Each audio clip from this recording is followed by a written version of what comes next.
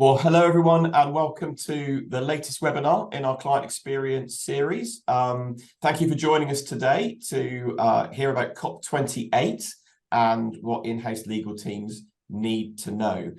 For those of you that don't know me, my name is Stephen Shergold, and I'm chair of our Global ESG Leadership Group.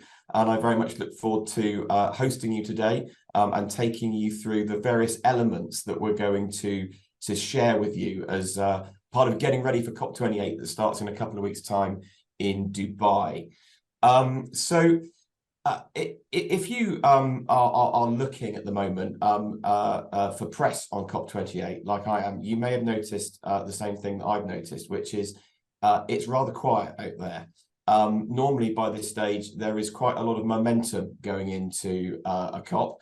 And indeed, I looked at the FT this morning and there was an article on climate finance, and we're going to talk about climate finance in a minute. But the article concluded with the rather muted tone of, but we don't expect much progress on this at COP28. And you may well get that vibe from the presentations today, that we are in a world that is catering with a lot of different issues at the moment, and the progress that we might make at COP28 might not be as ambitious as what the world needs, because we all sit here today and we all know that climate change is continuing, the impacts on people and planet and on the finances of our companies is increasing week by week, month by month. So action needs to be taken. But the chances of great strides being taken politically, globally at COP28 may well be a little bit less than we would hope for at this stage. However, that doesn't mean that this is a risk that GCs and legal teams can therefore put on the back burner. In fact, what I would like to do during the course of the session today is hear from all of our panel of experts, and then actually just draw that together for you at the end and ask ourselves the question: does this picture paint one that is of less legal risk for GCs to consider, or indeed is it a picture that creates more legal risk for companies? So that's the essence of today. Now, do ask us questions, put them in the chat box if you have any as we go along. We'll try to save a bit of time at the end for those questions. But briefly, let me just give you an overview of how we're going to work through today's session. So on the next slide, we have got the leaders that are going to be talking with you today. I'm going to introduce all of them very briefly and let them say a couple of words about themselves and their background. So firstly, I'd like to introduce you to former US Ambassador Phil Rieker. Phil, please could you share a couple of thoughts with today's guests? Stephen, thank you. It's a pleasure to be with you. I am Ambassador Phil Rieker. I was with the United States State Department, a career diplomat for over 31 years, until I joined as a partner at Denton's Global Advisors earlier this year, heading the Europe practice at the Albright Stonebridge Group in Washington. I was the Assistant Secretary of State for Europe and Eurasia under both Secretary of State Mike Pompeo and Tony Blinken, until Secretary Blinken sent me to London in 2021 as the interim ambassador to the United Kingdom. Obviously, at that time, working very closely with John Kerry, the Special Presidential Envoy for Climate, as we prepared to host COP26 in Glasgow. Look forward to giving you a little more overview in a minute. Over to Melissa. Thank you, Ambassador. I'm Melissa Coppolo. I am currently also with Denton's Global Advisors. I lead the sustainability practice at the Albright Stonebridge Group. I also started my career at the State Department. I was there for more than 15 years doing a variety of things, including leading the U.S. negotiations on the UN Sustainable Development Goals. I then left and went to Anheuser-Busch InBev, where I aligned the company to the UN SDGs and built out public-private partnerships within the UN system, and then now moved over here where I've been for 2.5 years. In these various different roles, I have been attending COP, as a member of U.S. delegations, along with the CEO from Anheuser-Busch InBev, and I've been to the last 2 COPs with Albright Stonebridge Group. So I am well-versed on COP world and looking forward to sharing some insights with you all. Thank you, Mel. And now I'd like to introduce my partner in Oman, Yasser Taki. Yasser, would you like to just introduce yourself to everyone? Thank you, Stephen. Good day, everybody, and thank you for taking the time to join our webinar today. I am a partner in the Energy and Projects Group based out in the Middle East, and sort of as a team, we cover the MENA region generally, and our practice area sort of is quite broad. So we advise public sector bodies, private sector players, as well as NGOs on matters that include regulatory and policy reform, developments of projects, including kind of renewables and energy transition matters. I'll hand over to Adam perhaps now. Hi, thanks, Yasser. Good afternoon or good morning, or wherever you are. I'm Adam Brown. I'm a lawyer in our energy team here in London, and I've spent a lot of my career both at Dentons and elsewhere advising the UK government. Thank you, Adam. And then Vivian Chu, who is the partner who leads our ESG Sustainable Finance group based out of Hong Kong. Vivian, over to you. Yes, hi. Hello, everyone. I have been advising on financial markets, financial institutions, asset managers, and investment funds all of my career. And 5 years ago, specifically kind of started integrating advising on ESG issues and impact in my practice. And so, as Stephen mentioned, I lead sustainable finance within Dentons, and really happy to be here to discuss climate finance with you all today. Thank you. Thank you, Vivian. So if we just look at what we're going to cover over the course of the session, we're going to look at the geopolitical landscape, because it's impossible to think about COP28 or decarbonisation right now without understanding that broader picture. Then we're going to look at the COP28 themes so that we order our thinking in terms of what the meeting will be considering over the course of that first fortnight in December.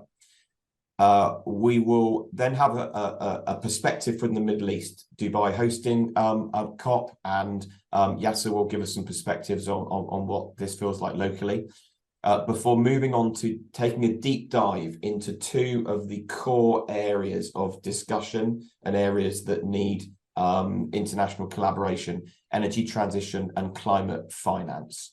And then, of course, we'll draw it together at the end by, really thinking about what this means for GCs and legal teams.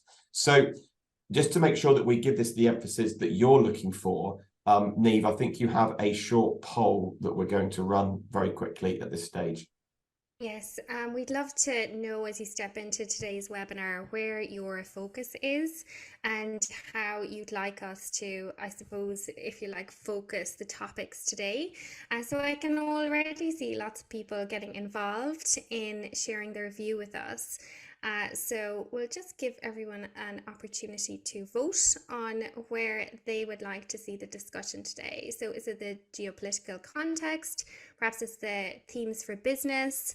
Maybe you're keen to hear Yasser's Middle East perspective. It might be energy transition or climate finance. And we'll just do a 5, 4, 3, 2, 1 on this one, and we'll share the results with you all.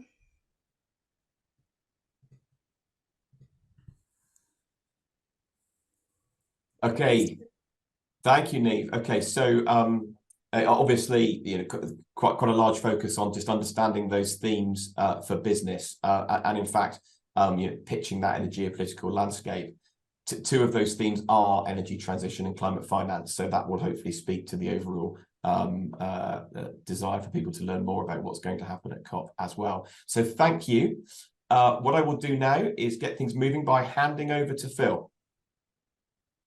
Stephen, thank you. And I'm speaking to you all today from the campus of Yale University in New Haven, Connecticut. The fact that I can sit outside on a day like this in November in New England does remind us that COP and its agenda is rather important, I think, for all of us on the planet. But 2 years ago, as I mentioned, I was welcoming President Biden to Glasgow for COP26 in my capacity as his ambassador in the United Kingdom. At the time, the pressure for climate action, I think, was peaking. The need for the 1.5 degrees centigrade to remain the limit for warming seemed to be in reach. I have to say that while it was much colder on the tarmac there in Scotland, and COP26 was considered a broad success, geopolitics has intervened in the last 2 years. And 2 years later, the world is in many ways a drastically different place. The international focus has continued to shift away from the climate debate, as Stephen indicated. The disruptors that you can see on the slide have intervened, often pushing the climate priorities out. Russia's ongoing and brutal war against Ukraine, something people thought impossible at this stage in human history, a land war of this capacity, this size in Europe, is continuing to drive debate about energy resources, resilience, reliance on Russian oil and gas, the need for renewables, pushing some countries, of course, to abandon their climate goals to ensure that their homes are heated as we head into a second winter of this war. Other factors like the Middle East have entered in, even to push Ukraine out of the headlines. Some have suggested that we're dealing with a geopolitical environment unlike anything we've seen in almost a century, in terms of the various crises points around the world. President Biden has just met with Chinese President Xi outside San Francisco. We'll be looking for further news there, while the issues related to China continue to be major ones.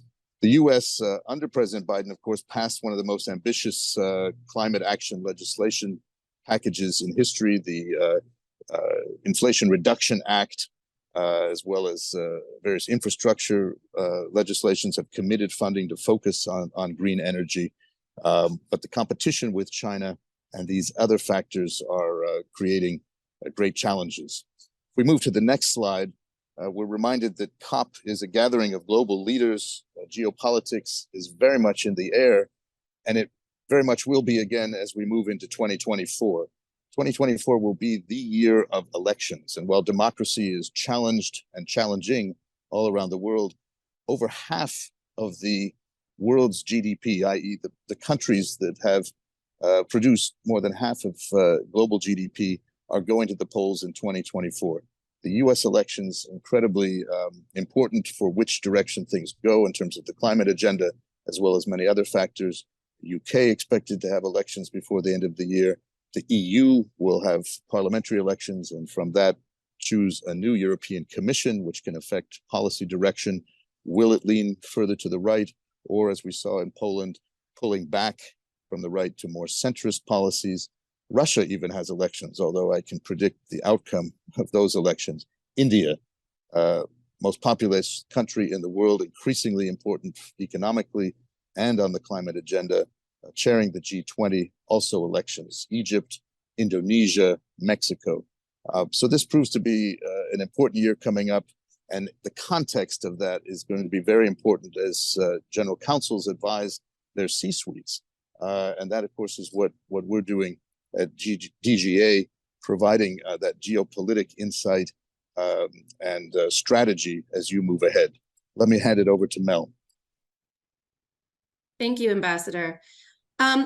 Before I get into the main themes that I see coming, I just want to kind of level set here and talk very, very briefly about some paradigm shifts that we're seeing from COP27 to COP28 that will really be underpinning the themes. The first is that we're moving from talk to really fast tracking the energy transition and commitments and slashing emissions before 2030. We're also transforming climate finance by delivering on old promises and setting the framework for a new deal on finance.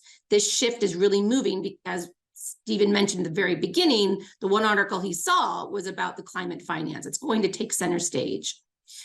We're also putting nature, communities, lives, and livelihoods squarely in the center of climate action with a noticeable nod to climate justice that we'll see come out probably much more fulsome in COP28. And then we're also mobilizing for the most inclusive COP ever. For the first time, the UN Climate Summit will feature a local climate action summit. It's going to include hundreds of subnational leaders like mayors, governors, business executives, and NGO representatives, with a focus on how they can better coordinate climate action with national governments. So how do these really feed into what I'm seeing as the key themes for COP28? The first theme is really around the global stocktake, which I'm sure you're hearing plenty about. It's getting lots of headline news, or where there's news, it's getting some attention. The global stocktake is a critical component of the Paris Agreement framework, and it was designed to take place every 5 years to spur increasingly ambitious climate action and motivate the next round of national climate commitments.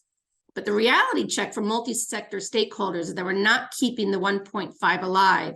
And that's a notable tone shift from COP27 to COP28. But part of the shift in the stocktake process has now moved from the technical phase to a political one that we're going to see culminate in Dubai and will likely be the headline outcome.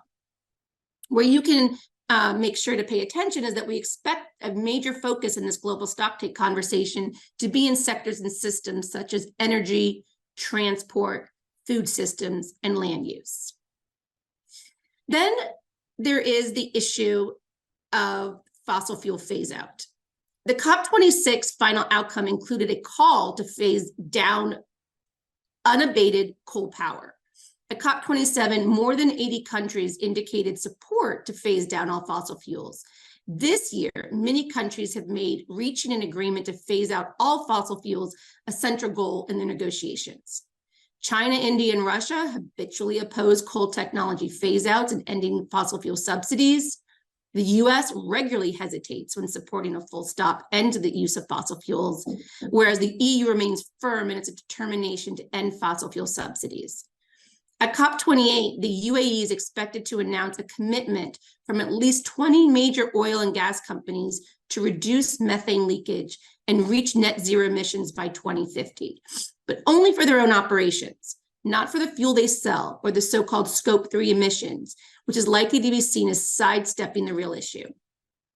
During the recent meeting between President Xi and President Biden, China and the United States agreed to reduce planet warming emissions from the power sector this decade and committed for the first time to curb all greenhouse gases. However, there was no firm commitments to rapidly transition away from fossil fuels this decade and no discussion of coal phase-outs. So it is unclear how these recent agreements will play out in Dubai. Moving on to what I'm looking at as the third of the themes for COP28, the ongoing geopolitical debate surrounding the concept of unabated in the context of carbon capture and storage technologies remains a pressing issue. Countries are poised to exploit the ambiguity around the phase out or phase down terminologies as both a solution and also as an excuse to perpetuate fossil fuel usage. Regardless of the phrasing negotiators ultimately land on, the importance of carbon capture technology will remain, though we can expect the negotiators will want to make sure its use is limited and focused only on those applications where it is most needed. The UAE, in its role as COP28 president, is likely to be an advocate for such green transition strategies and technologies. Then there's the issue of climate finance. 2 years ago at COP26, countries agreed to at least double climate finance from 2019 levels by 2025. Yet we have seen funding for climate goals threatened and slashed worldwide since COP27.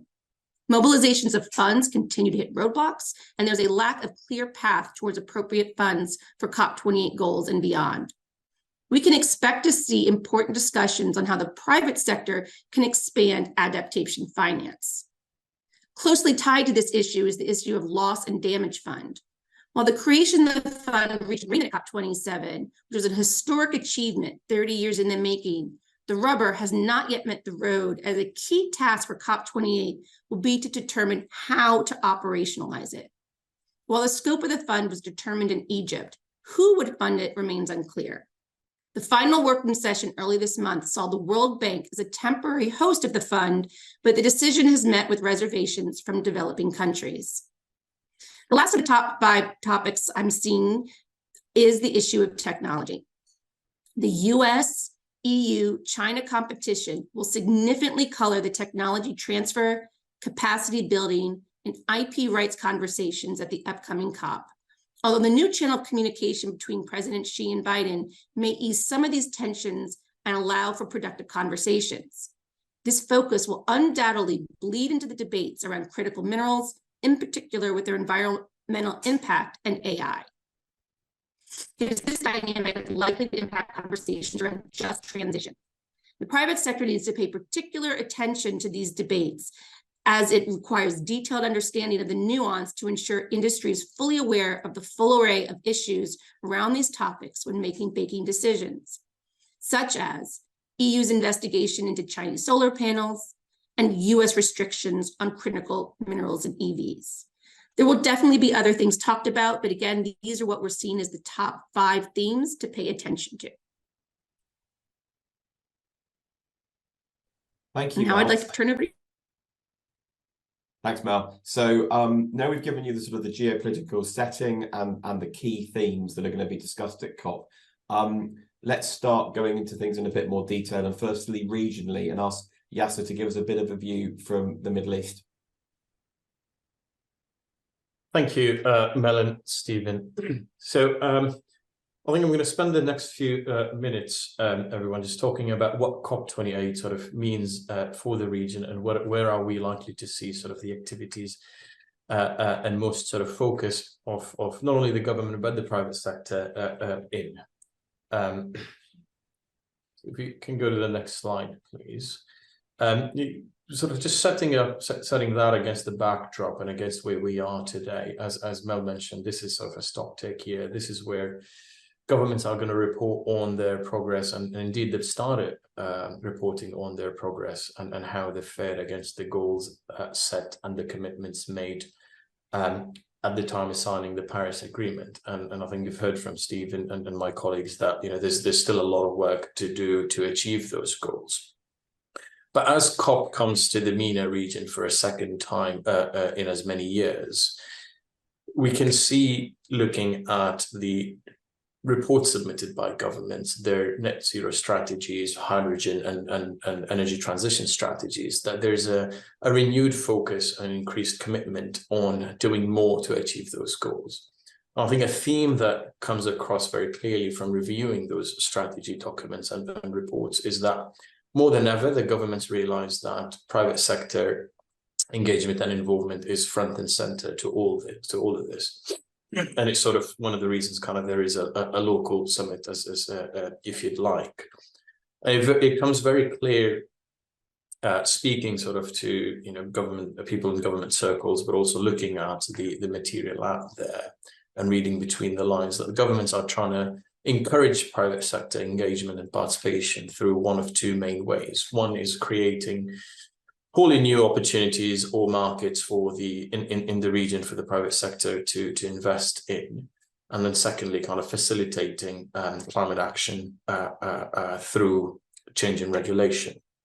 And if we were to think of sort of private sector on a spectrum, which my colleague Adam will speak about in a bit more detail, but if we imagine that on that spectrum, at one end of that spectrum, we have kind of the early movers, those who would do as much would take as much climate action as reasonably practicable without much prompt.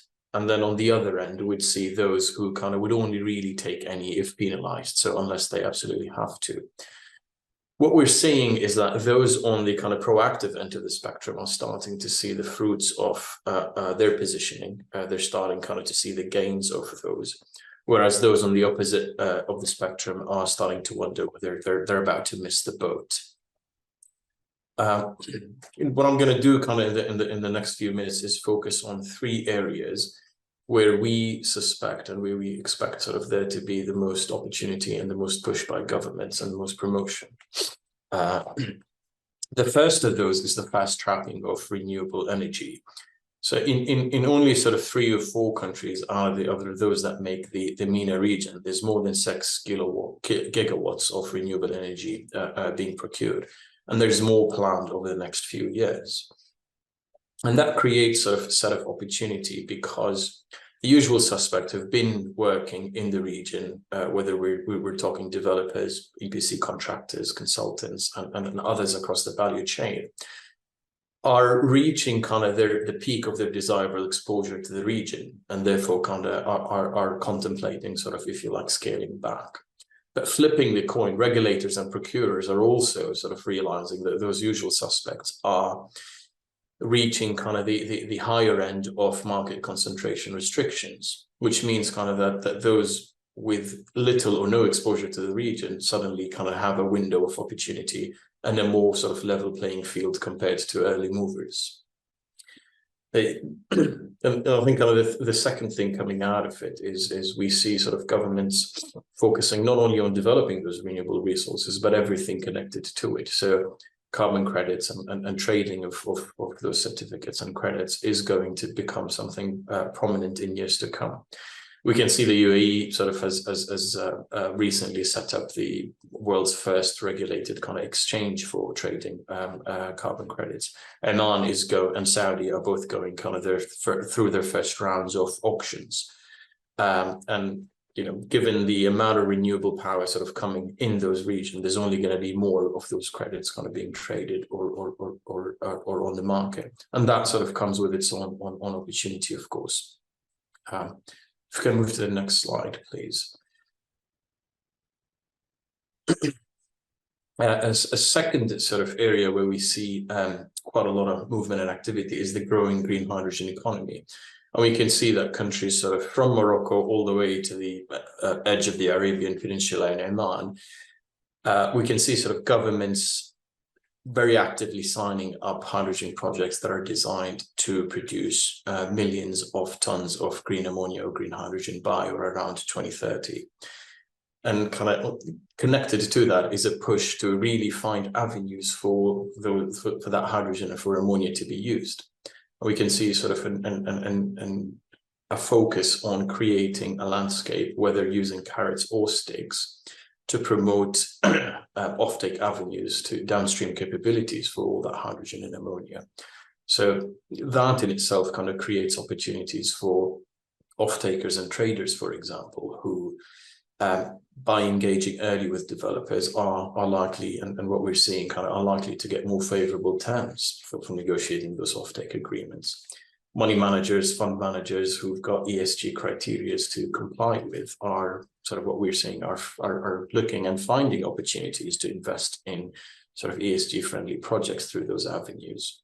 I think lastly, kind of even for businesses that are not into the upstream development of the hydrogen kind of projects themselves, there's plenty of opportunity for everything around it, from kind of industries that are looking to use the green ammonia and hydrogen. And we've seen sort of green steel projects, green cement projects kind of starting, the infrastructures that comes with that. I think the thing to hang on to is that governments are going to either force existing sort of industries to retrofit so that they're able to use all that, or they're going to grant, and they are granting concessions to businesses who are coming in and setting themselves up to use all that hydrogen and ammonia. I think the last point I want to touch on very quickly, is I'm realizing I'm running out of time, is carbon capture. And that sort of goes back to one of the main themes that Mel commented on. Now carbon capture and use has been in the region for quite some time, through in the sense that it's been used for enhanced oil recovery. But we can see that governments are taking it up a notch or two. So out of the moment, in the 6 countries that make the GCC, there's 13 CCUS projects at different degrees of development or stages of development. The most notable of which is probably the Abu Dhabi, the ADNOC-sponsored project with a 1.5 million tons of CO2 capacity per year. We see Oman and Saudi have started sort of working groups where industry leaders have been invited to work hand in hand with the government to come up with a regulatory framework designed to incentivize investments in CCUS technology and projects in the region. So I think kind of, again, looking at what that means sort of for businesses. So early movers, going back onto the spectrum, early movers have and will continue to have a real opportunity to shape and influence what regulations will look like and what the investment landscape will be like. We know for a fact that abatement capture regulations are being tested and piloted in various places in the region. So it's I think it'll be very important for businesses to see how we position ourselves kind of to make the most of that, not to be caught up by that. But I think the real opportunity is for those who have solutions to come and pitch those here, or to utilize kind of their expertise as governments continue to rule those regulations. I think I've got over time, so I'm going to have to kind of cut it a bit short, but in the hope that I've given you a flavor of kind of what COP sort of means to the region, where we're likely to see most sort of activity and most focus over the next couple of years or so. And if there are any questions, again, please do pop them in the chat, or you know, we can engage a bit later and address those. Thank you very much. Thank you, Yasser. And of course, the three themes that you've pulled out there for the region are great segues for Adam to talk about more generally the energy transition that really sits at the heart of decarbonisation and addressing greenhouse gas emissions. So Adam, over to you. Okay, thank you. So we've had the global overview, we've had the regional perspective. I'm going to talk about things very much at a business level. And unless your business is very unusual, greenhouse gas emissions from fossil fuel use are embedded in everything that it buys or sells. And energy transition is the process by which, over a generation, your operations and those of your suppliers are going to switch away from current fossil fuel technologies and towards alternatives that don't emit greenhouse gases. If you think about that for a moment, it's huge. But without energy transition, we're going to have human misery, political chaos, and corporate value destruction on a global scale. So the premise of this slide is that every business on this call has a climate change plan, whether you know it or not. Now, ideally, that means a fully costed pathway for eliminating your scope 1 to 3 greenhouse gas emissions and responding to the impacts of climate change. It would be signed off by the board, it's had input from all parts of the business, and it takes into account a wide range of variables. Now, if your organization doesn't have that kind of explicit climate change plan, it's got an implicit one. And that is made up of the possibly unspoken assumptions about emissions reduction and adverse climate impacts that underlie decision-making across your business. Every climate change plan, explicit or implicit, sits somewhere on that spectrum that Yasser mentioned, from let's do it all as fast as we can to let's don't do anything until we have to. And there's all sorts of reasons for having positions somewhere in between those two extremes. The only bad plan is a plan you haven't thought about, because that means you're not taking one of your top 5 risks seriously. So if we move to the next slide, in most sectors, most of a business's greenhouse gas emissions are related to the kinds of energy that it and its suppliers use. So a big part of your climate change plan is going to be about how you and your suppliers move towards less emissions intensive and preferably zero carbon in energy technologies. We'll call that your energy transition roadmap, and it needs to be as carefully thought through as the rest of your climate change plan, because if you have a disorderly energy transition, that's going to result in lost value. Let's move on again. So ignore what's on the slide for the moment, or just treat it as background. And instead, let's just think about a couple of hypothetical energy transition scenarios and the issues they could raise. Let's imagine first that I'm the general counsel of a company that imports into the EU lots of steel products, and those fall within the scope of the new EU Carbon Border Adjustment Mechanism, or CBAM. Currently, we produce these products from, we get them from a manufacturer in Asia. Their facilities have high greenhouse gas emissions. They pay no domestic carbon price. From 2026, under CBAM, we will have to pay EU carbon pricing on the emissions embedded in the steel we import when we import it. And that's going to push up our costs. So the business says, right, we're going to use this as an opportunity to pivot towards green procurement. And they've got a short list of 3 options for post-25 supply. Option 1 is another Asian steel maker it's offering the lowest price, and it says that it's going to be running on 100% renewable from 2025 because of a publicly upgraded, financed upgrade of the electricity network was going to connect it to a new wind farm. So we've got the benefits of a lower cost base without any liability for EU external carbon pricing. Unfortunately, our new green logistics policy means that we're going to use only ships with zero emission fuel from 2028, so the transport costs are going to go up. Option 2, we and 2 other companies have been invited to become anchor customers of a new EU-based, handsomely subsidized green steelworks. That's going to open in 2025. We'd need to commit to purchase all our steel requirements from the new plant for at least 5 years. Option 3, we switch to an EU-based steelmaker who's got an existing coal-fired blast furnace. For the 2026 and 2027, its prices are going to reflect EU internal carbon pricing, but after that, it's going to get fitted by new technology that removes at least 90% of all its CO2 emissions. Okay, that's steel. Let's now imagine another scenario. This time I'm working for a company with a large power demand. The CEO goes to COP28, signs a pledge to slash corporate emissions, comes back wanting to run on 100% renewable power globally within 3 years, preferably from new projects. Now, she wants us to be climate leaders in our sector and points out that given recent fossil fuel price volatility, this should benefit us economically. Here are options for getting renewable power in one of our facilities in 2025. Option 1, direct supply from an extension to an adjacent solar farm. They want us to take power for 10 years, make a down payment within 30 days on the long lead time items that our connection is going to require. The per unit power price will be fixed, indexed, subject to certain assumptions, and it's likely to be the cheapest offer, at least while current rules remain in place that mean that we pay no public grid charges and no environmental and social levy costs.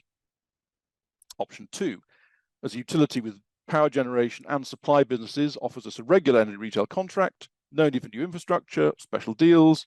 It's going to guarantee supply from its new wind farms. Prices set annually in line with wholesale market frameworks. Option 3, close to our facility, there's another developer with consents and rights to build a wind farm and associated infrastructure to protect the land from recently increased flood risk. The product is shovel ready. It's even got a government price support contract, but currently it's got no buyer for its power, and the developer is on the verge of bankruptcy. So the insolvency practitioners come to us and say, would you like to buy this project as part of a pre-pack rescue of the developer's business? It would generate more power than we need, but we can sell the excess to finance the purchase. Okay, so both these scenarios raise lots of regulatory issues. There's questions about subsidy control, antitrust, electricity market rules, carbon pricing, much, much more. If we go down a little bit further, you've got more issues about the contracts that would implement them, how to deal with the risks of new infrastructure not being completed on time or new technology not performing as expected, how to allocate the risks of changes in costs, including regulatory change, and so on. The scenarios are obviously exaggerated, but they're based on real life. In practice, a lot of your energy transition roadmaps are going to be based on trade-offs between the risks of taking or delaying action. And sometimes those are going to be different types of risks. You're going to have to weigh the certainty of higher costs of doing the green thing now against the possibility of, say, future litigation if you don't. And that makes the legal analysis of risks on either side very important.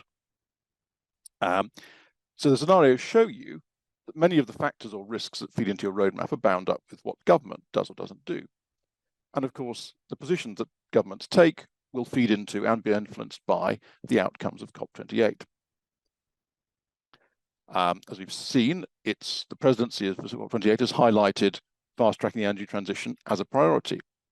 There may or may not be high-level declarations at COP28 about phasing out coal or other fossil fuels, but implementing those aspirations is going to be at least as much about action taken by businesses as it is by governments. And ultimately, the impact of everything that happens under the Paris Agreement is always about what action is taken by parties at national level. So if you operate in Nigeria, this year you've experienced what happens when a government just decides to abolish fossil fuel subsidies because it happens to have the political will and strength to do it at that moment. If you're an oil and gas company in the UK North Sea, the sector regulator is now telling you that within 7 years, you won't be allowed to produce from a new platform unless it runs entirely on greenhouse gas emissions-free power. And existing platforms with high operating emissions and low output are going to have to close. So there was a table on the previous slide showing how thinking about a climate change plan involved all areas of a business, and it didn't mention the legal function. That's because the legal input needs to be pervasive. Government action may help or hinder your energy transition initiatives. Either way, the contracts you sign are a key way of mitigating the risks or sharing the upsides connected with them. Planning your company's energy transition involves all sorts of analysis and disciplines, but the legal perspective on risk analysis and contractual management of risk is a central part of it. So what you need to know about COP28 is that as Corporate General Counsel, you have a key role to play both in navigating your business through the energy transition and saving society from catastrophic climate change. Adam, thank you so much. I think in 10 minutes, that was like the energy transition for business 101 equivalent of splashing cold water on my face first thing in the morning. And, you know, I get it. So thank you very much for that. We're now going to move swiftly on to the last pillar of our discussion today, and that's climate finance. And over to Vivian. Yes, now we have this hard question of who funds. And so I think in this session, I'll try and highlight that. I think the tension between government funding and as Stephen said at the outset, we probably not optimistic in terms of moving a lot along in terms of government commitment to funding. But I would highlight that the pressure within the private sector will continue. And so we look at the pressure on private sector, within private sector and on the private sector. So with that, we can start with the first slide, please. So taking a step back, in terms of the global stock take, I would emphasize that we're doing this in the context of the IPCC synthesis report earlier this year, which really highlights the urgency of climate action that we need deep and cumulative carbon emissions reductions across the entire economy, across all sectors, and we need to scale up mitigation adaptation efforts. And well, in summary, there has been elevated private sector response already. I think within the investment community, the key being the UN PRI, Principles for Responsible Investment, there is an emphasis on having to respond to the elevated risks around climate and the inevitable policy response, the trigger effect of policy actions around climate. And the PRI has emphasized with respect to COP28 that this represents a significant and perhaps final opportunity for parties as well as non-state actors to scale up action to deliver on the Paris Agreement. So the PRI, through its members, which are large and global asset managers and across, will be putting pressure on companies and themselves under pressure. And an illustration of a sort of pressure within the private sector is also GFANZ. And GFANZ also illustrates the need to pay attention to updates around the private sector commitments that comes through COP each year. So COP26 was when GFANZ was formed, the Glasgow Financial Alliance of Net Zero, and GFANZ earlier this year has emphasized coal phase out and providing guidance in Asia Pacific, for example. And so with that, the next slide, please. So in terms of the global stock take, we also have the specific recognition and accountability framework for non-party stakeholders published earlier this year in June, and the integrity matters, which highlights the attention and implementation planned to scrutinize net zero pledges of non-state actors. So what all this means in sum is that we will continue to see pressure on the private sector on having credible net zero transition plan. So companies really need to take on board the need to transition business models and consider all those issues and the complexity of it, as Adam outlined in the earlier session. And a lot of companies have been using finance and we have the ICMA, which is the International Capital Markets Association, the Secretariat for the Green Bonds Principles and the Sustainability Linked Bond Principles, also publishing an updated climate transition finance handbook, where it highlights again the focus on the credibility of an issuer's greenhouse gas emissions reduction strategy and practices. And we have as well, in terms of regulations, the push for better sustainability reporting in the form of the global adoption of the Task Force for Climate Financial Disclosures in the form of the ISSB, which I'll cover briefly in the next couple of slides. So in terms of climate transition finance, going a little bit deeper is to highlight for general counsel especially to consider, because they have been used in the market. Green bonds and use of proceeds instruments, they have been used to finance green projects. And on the other hand, there has been emergence of more use of sustainability linked instruments. And both of these type of instruments under the climate transition focus will be under increased scrutiny, whether they are tied to a concrete overall transition plan of the corporate issuer. And so there is risk around, the commitments not being ambitious enough, or the KPIs tied to sustainability linked instruments really not being concrete enough. And so there's concerns of greenwashing, and also concerns of how financiers financing or investing into companies will be scrutinizing this. And these are issues that legal counsel should be involved and really paying attention to. Although at the same time, I think there is some help in terms of taxonomies that accept that the companies would have the sort of the pathway towards transition rather than not necessarily being greened at the moment, in contrast to the EU taxonomy, which focus on adaptation and mitigation. The Singapore taxonomy, for example, really recognized transition under its proposed taxonomy. So the next slide, please. Where I'll just highlight in terms of the sustainability reporting, which is published earlier this year, the ISSB standards S1 and S2, in particular S2, the climate-related disclosure standard, which really seek to introduce a global baseline under the IFRS. And it is intended to be really bring about a paradigm shift in corporate sustainability reporting, so that intention is that companies and countries adopt this, companies will be expected to produce sustainability reporting that assesses climate-related risks and opportunities on how the company's financial position, cash flows in the short term and medium and long term might be impacted by climate risk, and what kind of measuring target setting that companies would need to adopt in order to manage this risk and build resilience and perhaps identify opportunities.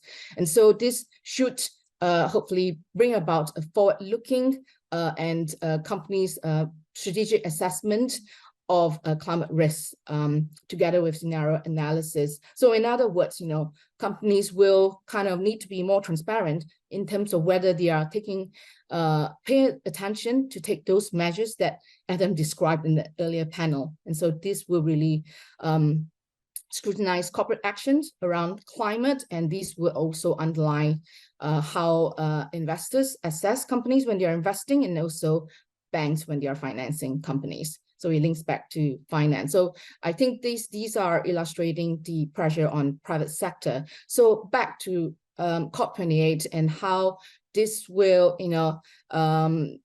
how we look at this balance in the tension between public funding and private sector funding. The next slide, please. When we really still have this kind of idea of who funds and this concept of just transition. So the loss and damage fund, as Melissa mentioned earlier, there's still to be agreed how this will be arranged. Key questions like the sources of funding. Will we have more debt funding, or will there be grant funding, use of concessionary capital, and what sorts of governance arrangements would there be? Would there be equitable allocation of capital funding where it's most needed between the global north, the global south?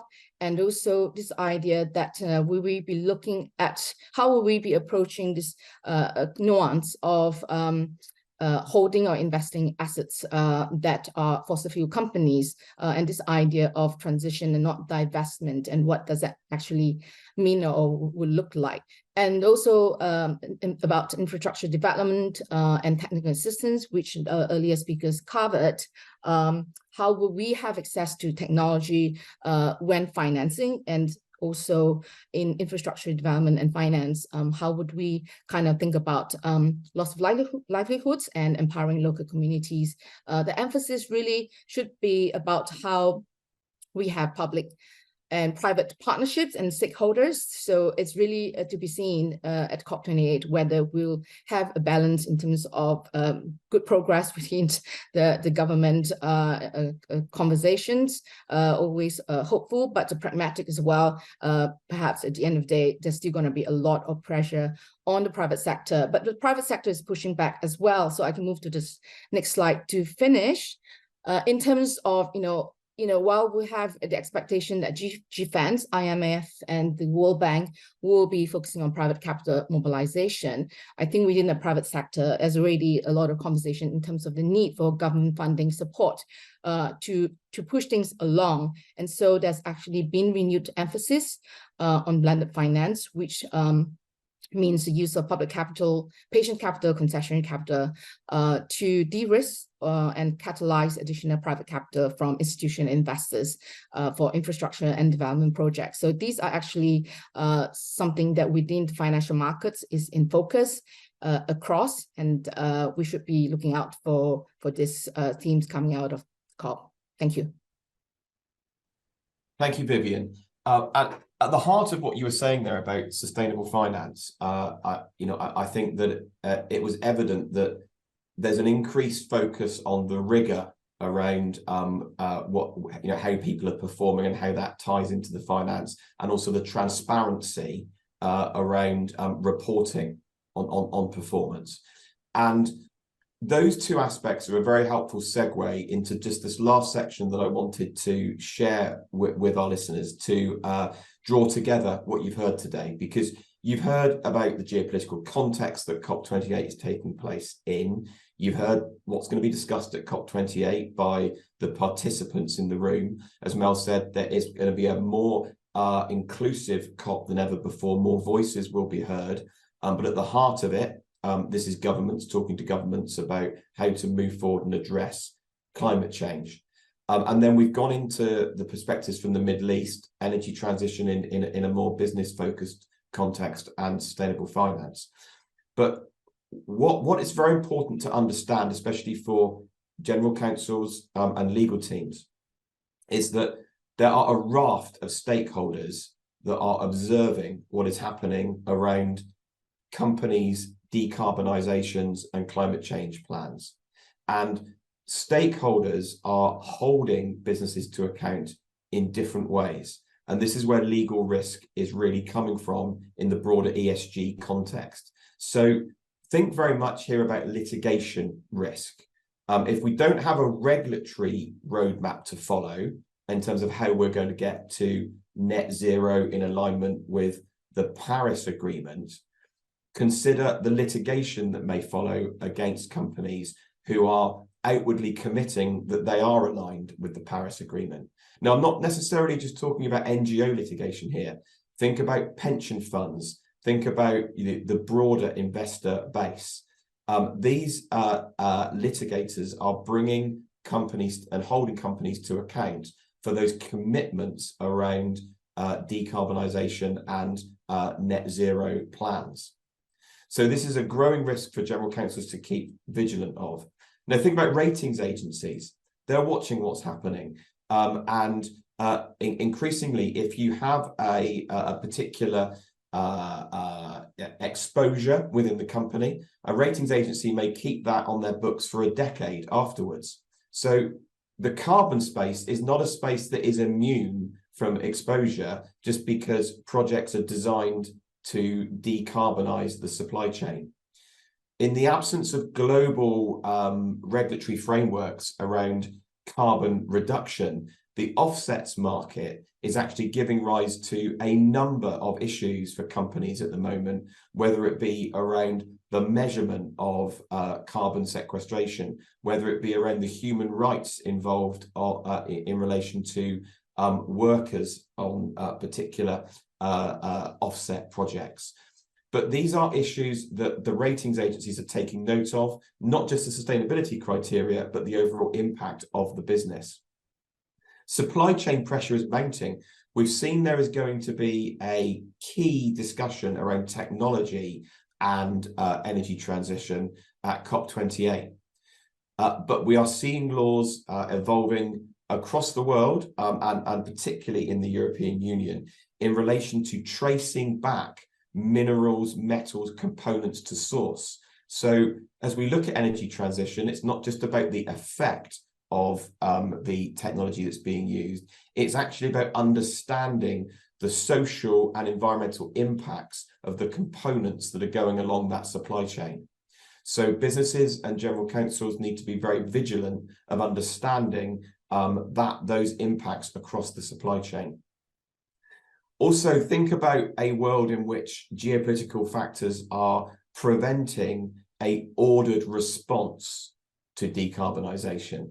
This means that we're going to have, perhaps a process within which we move in a more spiky transition, where we're going to go through a period of perhaps less governmental input and then enhanced governmental input as we need to address certain issues more quickly. That can lead to stranded assets and lots of legal issues required to unpick your businesses from those positions. And the phrase double materiality. This is going to be the phrase that legal teams are going to become very used to through 2024. And this is a phrase really that is requiring business to understand both the business's impact on the contribution to greenhouse gases and the contribution to climate change. But the double materiality aspect is also the financial impacts on you of increasing adverse weather events, sea level rises, and actually understanding the financial impacts to your business of not moving along this transition. So there are a lot of legal factors and legal risks for legal teams to manage going forward, irrespective of whether we see COP28 as a success or a failure.